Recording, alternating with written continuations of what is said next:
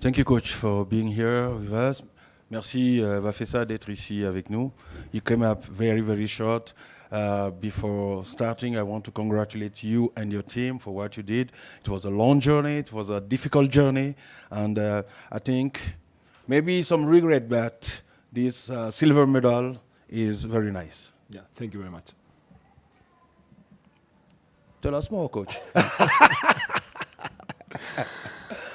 No, first of all, I have to congratulate Tunisia. They are the champions, and it's my duty as a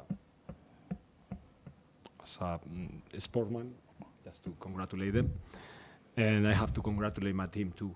And they have played amazing during the whole tournament, and they deserve the same. I mean, a final is you always. Most of the times you lose by details, and they have been better in some details. They have played much better in the first half. And most of the times when you play a final, you need players that, even the coach, that has already played these kind of games as a team, not only individually, as a team. And it was our first final. And then they have played some others, and that experience at the end, it counts, no? And I think that they have played with maybe with more focus, maybe with not so many nervous like us. We were too nervous at the beginning, and think that the beginning of the game was decisive for the rest of the game. VAFESSA, quels sont les sentiments qui te traversent? La fierté d'être vice-champion d'Afrique ou bien des regrets d'être passé si près? Il y a de la fierté. De la fierté parce que déjà beaucoup ne croyaient pas en nous. Beaucoup ne croyaient pas en nous. Ensuite, il y a le côté où, nous, on a, depuis les fenêtres, on a cravaché, on a fini premier, on est venu ici. Personne ne pensait qu'on allait sortir premier de la poule. Donc on sort premier de la poule. On continue notre parcours et au final, on arrive jusqu'en finale. Et c'est dommage, mais voilà, la seule tristesse que j'ai, c'est que notre seule défaite du tournoi, elle est en finale. Et du coup, il y a des regrets, certes, mais il y a beaucoup de fierté parce que on a ramené quand même une médaille d'argent, on est vice-champion d'Afrique et c'est pas rien. Et je sais qu'en Côte d'Ivoire, beaucoup nous ont suivis, beaucoup ne nous connaissaient pas, maintenant ils nous connaissent, ils voient qu'il y a une bonne génération. Donc maintenant, la prochaine Coupe d'Afrique, elle est dans 4 ans. On va bosser dur pour pouvoir essayer de ramener cette Coupe d'Afrique qui nous échappe depuis un moment, parce que je pense que ça doit être depuis 85, il n'y a pas eu de Coupe d'Afrique en Côte d'Ivoire. C'est ça. Donc ça fait long, donc ça serait bien de pouvoir ramener. On n'est pas loin, on a une bonne génération, on l'a prouvé là, on perd 2-3 points. Donc je pense que dans les années à venir, il y aura de quoi faire. Là, il y a les fenêtres pour la Coupe du Monde, etc. Donc on va commencer à bâtir et pour bien se préparer pour la prochaine Coupe d'Afrique. Coach, you talked about details. To you, what was the turning point of the game? The what? The turning point. What made the difference? I think the beginning of the game, we played a bit scared. We missed a lot of layups. We missed a lot of easy shots. We changed. They made us change some shots.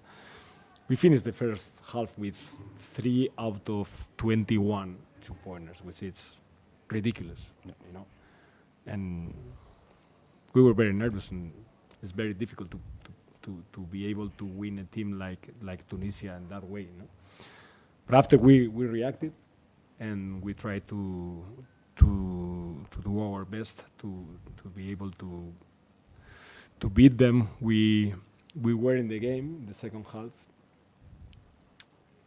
but they showed their experience, and at the end they could win. Yeah. Nacho, I want to say congratulations on a great run. And also, I really mean it, congratulations on the job that you did as the coach.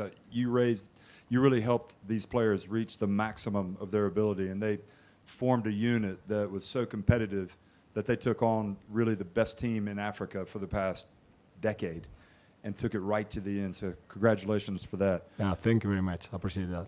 I suppose you also have to have even more respect now for Tunisia for what they've been able to achieve for such a long time. I mean, you know, what is it that makes, we know about the experience, but it's a pretty incredible run that they're on when you consider their success goes back to 2009 when they got third place, and then the 3 AfroBasket titles. Mm-hmm.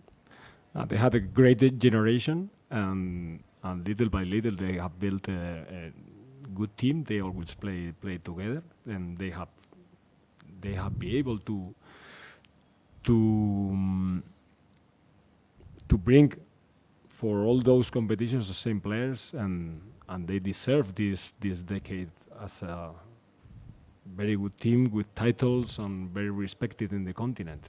So I just can say congratulations, you know, and good job also, very good job. Okay, It's maybe an example for the rest of the federations in Africa. We are not going to keep you so long. Please, last question. My question is to you, Coach. What are some of the lessons you've picked out from this competition? Well, I know and I knew that we have a very competitive team, very competitive players that they transform themselves for these kind of tournaments, and we have won with them. How many games have we played in this tournament? 6. 11 out of 12 games with this group. So this is an amazing, you know, an amazing record. So I'm very proud. I'm very proud of them. And the lesson that we can take from this is that we have to keep working hard, because at the end, if you work hard, you have the prize. And we almost did it. Next time with this experience, I think with this experience is going to be very available for the next one. So let's go for it. Un dernier mot, VAFESSA, très court, en français, aux fans en Côte d'Ivoire. Déjà, merci à tous les supporters, parce qu'on a vu l'engouement qu'il y avait en Côte d'Ivoire. On a eu le soutien du président de la République, on a eu le soutien des ministres, enfin de tout le gouvernement. Et voilà, aujourd'hui, maintenant, les gens ils nous connaissent en Côte d'Ivoire, et ils sont plutôt fiers de nous malgré la défaite. Mais ils sont plutôt fiers de nous, et aujourd'hui, on a plutôt amené du respect envers notre sport, puisque c'était pas évident en Côte d'Ivoire, c'est beaucoup le foot. Mais là, il y a beaucoup de sports en Côte d'Ivoire qui commencent à vraiment se développer, et nous, on a pu montrer de bonnes choses. On est allé en finale. Voilà, comme le coach l'a dit, on a fait 11 sur 12 avec lui. Donc c'est bon, c'est malheureux, on perd la finale, mais voilà, on a fait du bon travail, et j'espère qu'on va pouvoir bâtir là-dessus pour les années à venir et bientôt pouvoir prendre cette coupe d'Afrique. Thank you, coach. Merci, VAFESSA. Félicitations encore pour cette médaille d'argent. Merci, c'est gentil. Congratulations.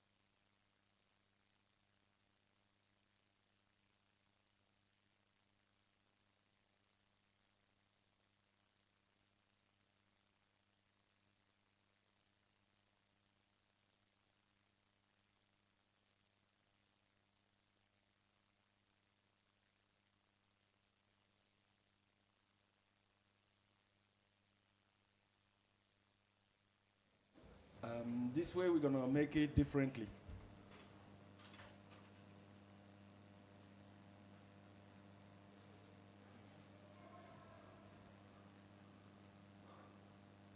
Question to the coach. All question to the coach.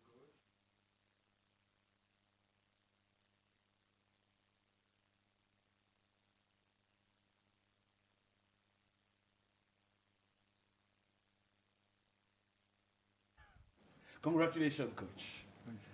I was in Monastir in February when your contract has been renewed, and we talked a little bit together.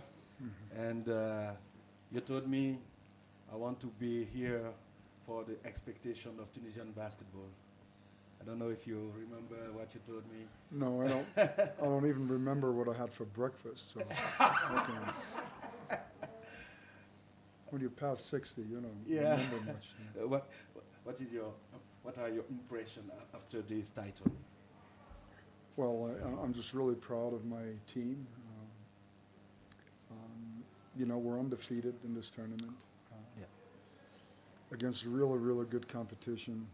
Today was an extremely difficult game, but we managed to win it with a great defensive possession there at the end. But give our opponent a lot of credit. You know, they made our lives so difficult, and they showed great character. They kept coming back, you know, and they never, ever gave up. And so give them a lot of credit too. So for us, you know, obviously it's a great achievement. We have an older group of players, and I know how much it meant to them to win this championship. Salah and Michael haven't been there in 2017. So yeah, just really happy for my team, and very happy for the Tunisian people. I know they were all, you know, watching at home and pulling for us. These are difficult times, and so, and it might sound a little cheesy, but it's really not. You know, we also came here to give the Tunisian people something to be happy about, to cheer about. And I think we did that, you know, and that almost makes me just as happy as the fact that, you know, our guys go home with a gold medal around their necks. And the last thing that I want to say is that, you know, what the country of Rwanda, it's, as we know, a small country. In these difficult, very difficult times, everything was so well organized. And the people were so friendly. Everybody was, you know, from the cleaning ladies in the hotel to the volunteers here in the gym. Everybody was like super nice, and I'm sure that when I'm not coaching anymore, I'll come back and visit the country again, because you know, great people, great country. So again, I want to thank you know, Rwanda and Rwandan Federation for doing such a great job in difficult times with this tournament. Next question.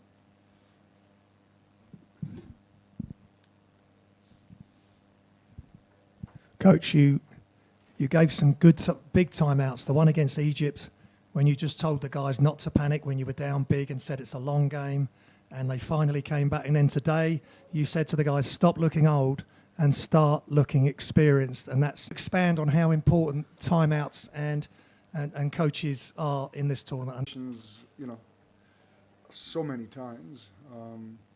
So yeah, you just, as a coach, you just do your job, and then, you know, the players have to carry out whatever you try to tell them. I'm really proud of the fact that our guys did that, at least for the most part.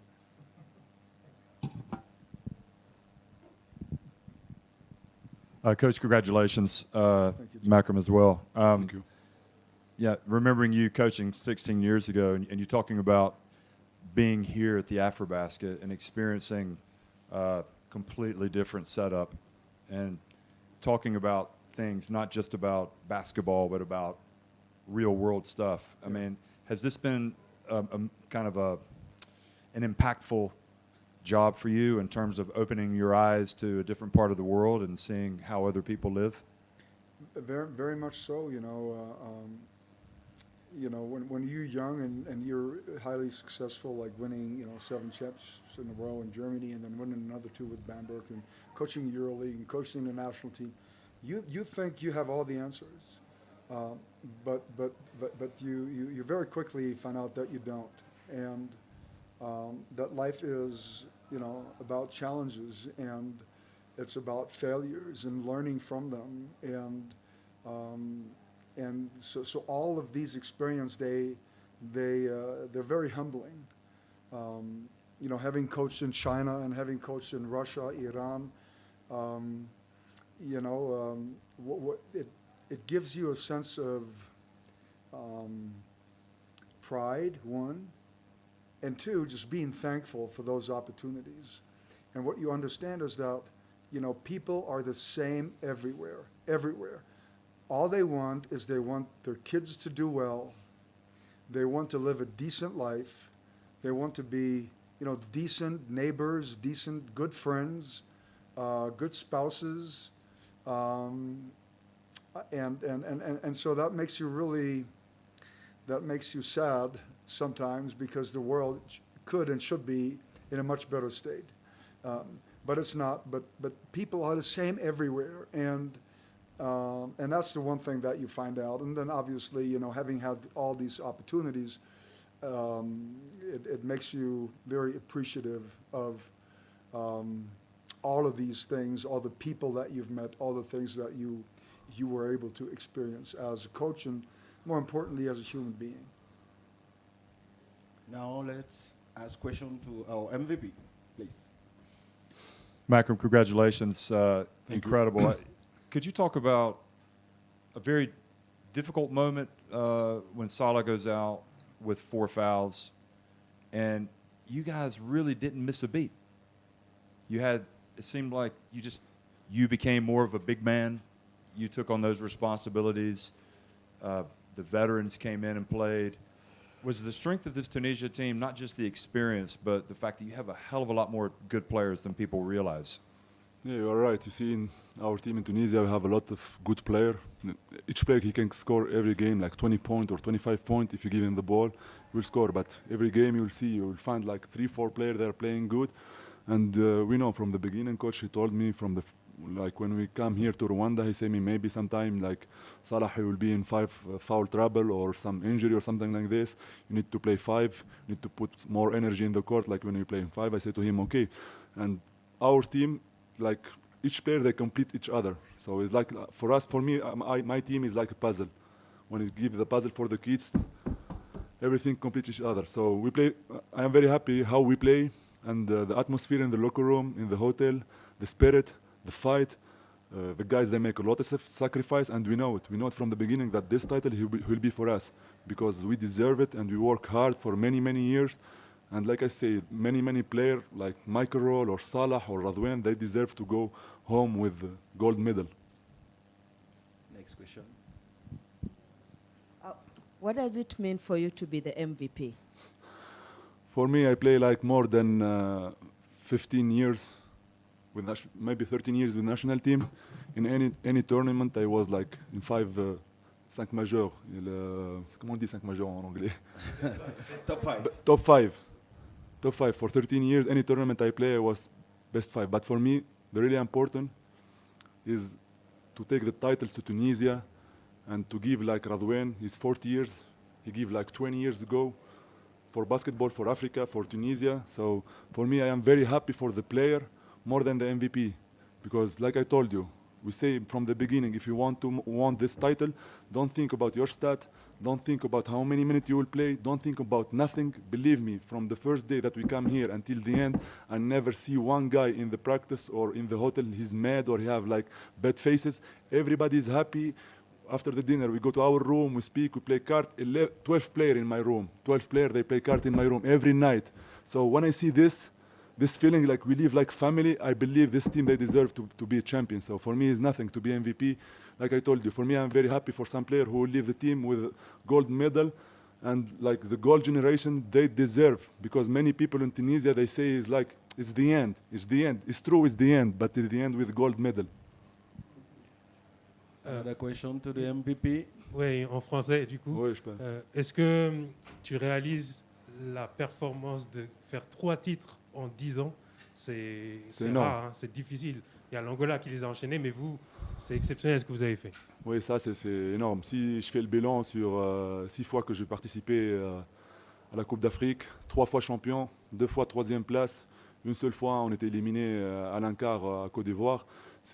Pour une carrière d'un joueur, c'est bien. Pour moi, le plus important, c'est mon 24e titre personnel dans mon carrière. C'est ça le plus important. Donc c'est énorme. Pour moi, je suis très fier qu'est-ce que cette génération a donné au basketball. C'est ça le plus important. Parce qu'après nous, on va avoir une autre génération. Il faut le montrer que la Tunisie, c'est une bonne équipe. On a notre histoire dans le basket. C'est ça le plus important. Last question, please.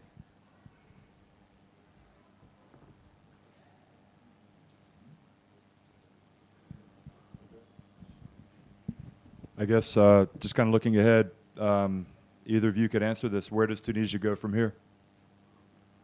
Where do you go? How do you move forward on this great success to ensure that Tunisia is still moving in that positive direction? I know it's always hard to stay at the top, but I know that the desire for Tunisian basketball is surely to stay at the top. Well, I think it's very simple, Jeff. I don't want to avoid the question, but we're going to celebrate like crazy today and tomorrow, and then maybe in a week from today, we're going to start thinking about the future.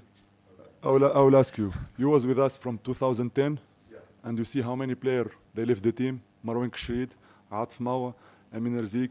Every 2 years, some big guy, some old guy, they left the team, and the same generation. So for me, it's like same. Maybe 3 players that will leave the team. We have new 3 players, new 3 gladiator, new 3 fighter to keep our history in Tunisia.